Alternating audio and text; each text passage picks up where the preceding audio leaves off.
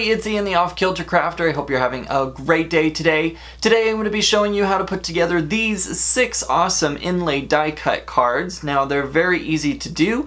You can use a simple rectangle, square, or circle die, or there's multiple other shapes that you can use that have a nested appearance if you stack them into each other. So you can use those die sets very easily to create some very quick and easy thank you, birthday, whatever occasion you want to use. You can interchange the stamps to create a new card each time you put them together. So let's go ahead and get started on today's card. Today I'm going to be using this Simon Says stamp stitched rectangle die.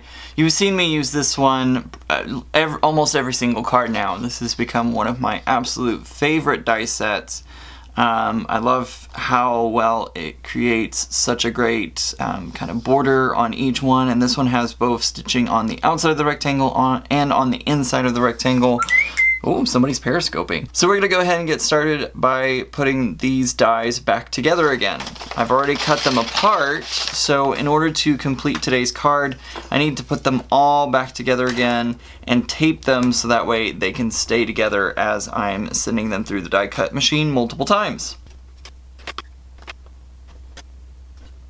Today I'm going to be using some painter's tape to keep these dies together. I could use washi tape. If you don't have painter's tape, you could definitely use just regular old washi tape, but I really want to make sure this die stays together as it's going through the machine and as I'm moving it from one plate to another. So I'm going to go ahead and use this painter's tape to really make sure everything is stuck together and locked together in place and it's not going to wiggle around. This is a great project to do if you have lots of scrap pieces of paper left over from projects. It's great to do this project with because all you have to do is just cut your scraps to the right size and then you're good to go to start die cutting. So let's go ahead and start die cutting this.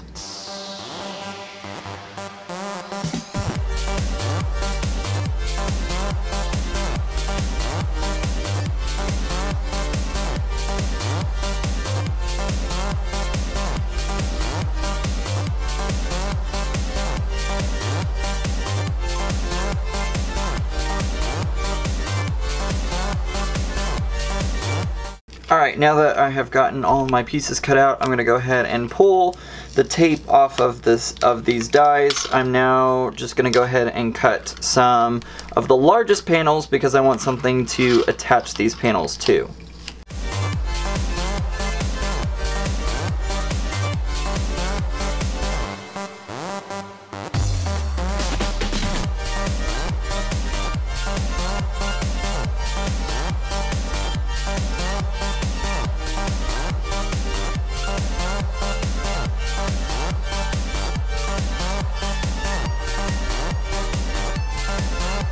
The reason that I die cut the white pieces of paper is because I wanted to make sure that the outside of my frame was always matched up as closely as I could. I also needed a place to kind of land everything onto, so that way I'm not having to tape onto the back of the individual pieces or glue on the back of them or whatever. It's a simple place for me just to lay them all down. This is kind of cheaper cardstock. It's not the best cardstock that I have, so I'm not wasting anything since it's never going to be seen anyways. So I'm going to go ahead and start taking my frames. Before I do that though, I'm going to go ahead and lay down just some score tape onto the front of this panel so that way everything will be nice and stuck down to it once we get everything laid out. Now that I have the score tape backing removed, it is all ready for me to apply the first frame.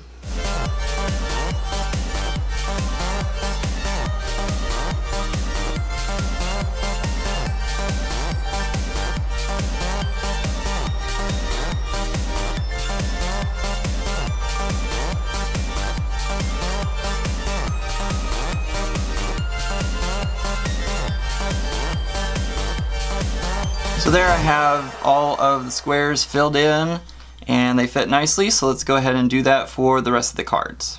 I've switched to an adhesive runner because some of the score tape, just having those 3 pieces, I don't feel that they fit all the way across, so you get some points where your card can pop up. Not a huge deal, I'd probably just stick a little bit of glue back behind there, but I want to make sure that this is nice and tight, so I'm going to switch to my adhesive runner.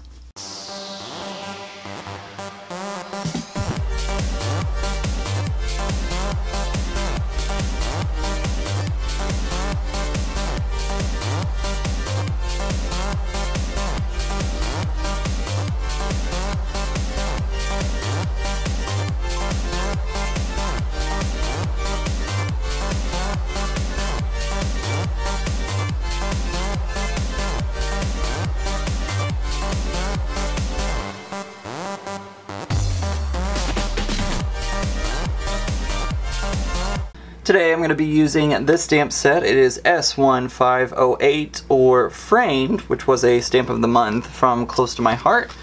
I have already labeled these with their correct corresponding cuts for the Cricut. This corresponds with the Artistry cartridge, and I believe another one, but I can't remember off the top of my head. I've written all that information down so that way all I had to do is pull out my stamp set and not have to go look it up each time. So I'm going to go ahead and take my stamp. I've already pre-cut all of my sentiment areas, so I'm actually going to remove this paper because I don't think this paper is going to help me out in this instance. So I'm just going to go ahead and go straight to the foam pad right there. Alright, so I'm going to line my cut up, and then I'm going to go ahead and put both my stamp and my sentiment down. I'm going to go ahead and use some VersaFine ink, and I'm going to go ahead and ink up my sentiment. Get it nice and good and inked. Looks pretty good right there. Go ahead and close the door. I've got this set up where I want it. Close the door and make sure I push nicely on the door here. There we go. It's perfect. Just like that. And that's going to go onto the center of all of these cards.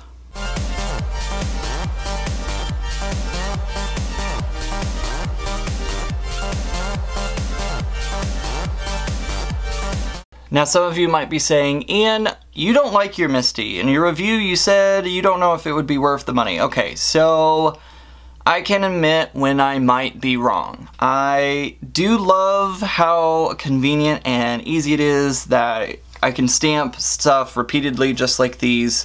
Thanks, it makes things much nicer to just go ahead and ink up, close the door, redo, ink up, I mean over and over again. Super easy.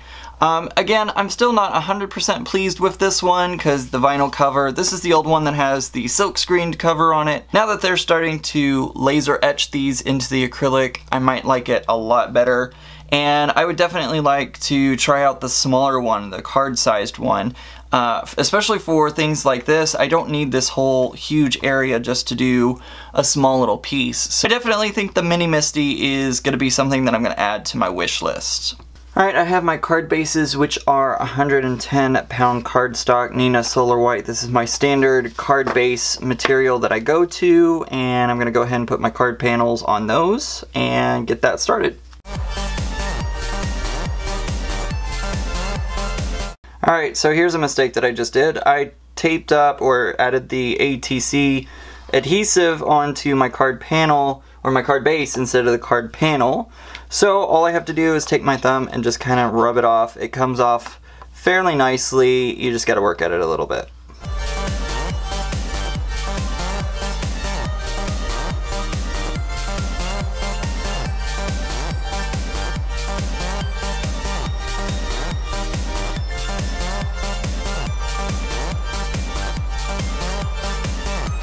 Now that I have all my cards on their card bases, or should I say card panels on their card bases, I'm going to go ahead and take our little thanks piece and put it right in the center. Now I noticed that the stamping is not perfect. It is not 100% centered, but honestly that's okay. People are going to be thinking that they're high on acid with the colors and everything, so not a huge deal. I'm going to take some of the Recollections adhesive foam dots and add these onto the backs.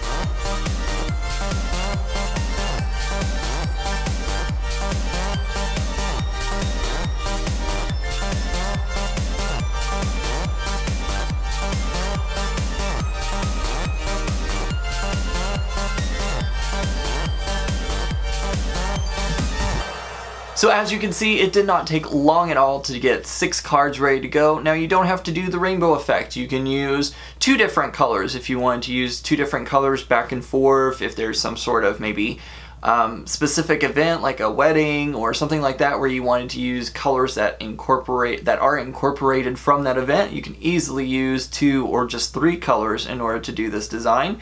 But you know, I love bright colors, so I wanted to do a rainbow design with it. You can also change out the stamp that you use on it, so maybe you don't want 6 thank you cards. You can have 6 different occasion cards to put into your stash just ready to grab. I also added a few glossy accent drops, just enough to give it kind of a water dewdrop look to it. I think it adds some really great interest onto the card and helps make it maybe not so bland in a way. But there's honestly so many ways that you can embellish this card with sequins or other things that you may have in your stash. Like I said, it does not take long to create these cards, and you have a whole stack of them ready to go. Alright guys, I think that's going to do it for today's video. I hope you enjoyed it. If you did, give me a thumbs up. That lets YouTube know that you liked my video, and then we'll hopefully share it across YouTube land. Also, if you're not already, hit that button down below that says subscribe. Subscribe to my YouTube channel and get great updates every time I post a new video. Also, get social with me over on my social media pages, which include Facebook, Twitter, Periscope, Instagram, a whole bunch of different places. All of those are going to be listed down in the description below. Also, feel free to leave me a comment if you have a question or just want to say that you like today's project. Other than that, I hope you have a great day, and remember guys, keep it off kilter. Bye!